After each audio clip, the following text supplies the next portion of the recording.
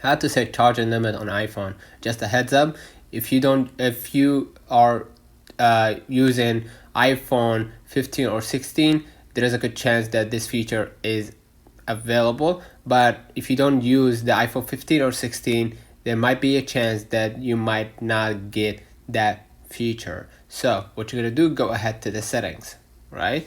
And then scroll a little bit down to the battery, right? And then basically what you're gonna do next, you're gonna just see right here under the battery and health, you're gonna see charging, right? Go ahead and click on it, and basically you're gonna be able to see the charging settings alone under the battery health. And then basically you're gonna see click on it, and you're gonna see right here the charging limit. You can set it on 95, 90, 85%, or 100%. All right, and basically you can set it on your own schedule. So let me know in the comments if this video helped you. Don't forget to like and subscribe, and thank you for watching.